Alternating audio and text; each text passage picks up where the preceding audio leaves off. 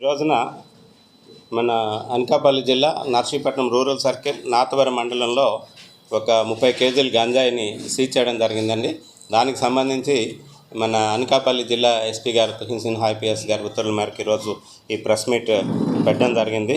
ఈరోజు ఎర్లీ అవర్స్లో నాతవరం మండలం బెన్నవరం గ్రామం దగ్గర మన నాతవరం ఎస్ఐ గారు, అలాగే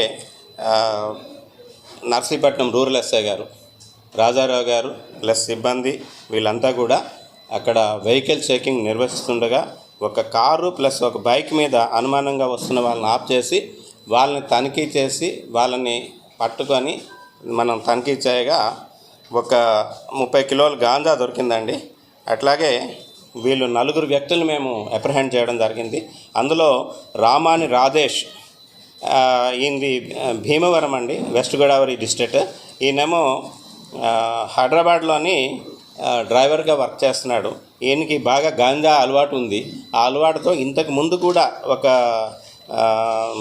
3 months బ్యాక్ వచ్చి ఒక 6 kilos గాంజాని కొనుక్కొని తీసుకొని వెళ్ళాడు అనమాట. మన ఏజెన్సీకి వచ్చి తీసుకొని వెళ్ళాడు.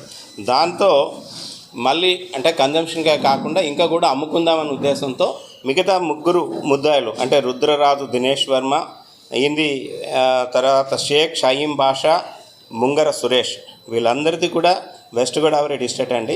వీళ్ళందరినీ ఒక టీమ్గా ఏర్పాటు చేసుకొని ముందుగా రాధేష్ మరియు రుద్రరాజు ఇద్దరు కూడా ఒక బైక్ మీద వెళ్ళారండి. బైక్ మీద వెళ్ళిన తర్వాత అక్కడ ఏజెన్సీలో పప్పులూరు దగ్గరలో ఒక గాంజాను, ఒక 30 కేజీల గాంజాను కొన్న తర్వాత వీళ్ళకి A3కి A4కి ఇన్ఫార్మ్ చేస్తే A3 A4 ఒక కారుని ఒకటి అద్దెకి తీసుకున్నారు. AP39JM935 అనే నెంబర్ గల కారుని తీసుకొని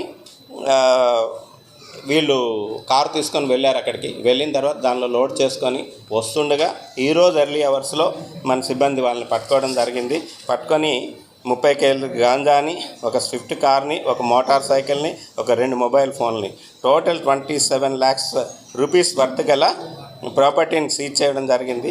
ఇది మనం వీళ్ళ తాలూకా రవాణా చేసే మార్గాన్ని కానీ మనం గమనిస్తే పప్పులూరు అని చెప్పేసి అక్కడ స్టార్ట్ అయ్యారండి. అక్కడ తీసుకున్నారు. అక్కడి నుంచి కలిమెల, దారకొండ, ఆర్వి నగర్, రింతాడ, కేడీపేట, నర్సీపట్నం, రాజమండ్రి, భీమవరం మీదుగా వీళ్ళు దీన్ని హైదరాబాద్ తీసుకెళ్ళడానికి, అక్కడ ఉన్న వాళ్ళకి చిన్న చిన్న ప్యాకెట్ల ద్వారా అమ్మడానికి గాను వీళ్ళు తీసుకొని వెళ్తున్నారండి. ఈ 4 కూడా ఈరోజు అరెస్ట్ చేసి మ్యాజిస్ట్రేట్ గారి ముందు ప్రవేశపెట్టడం జరుగుతుంది.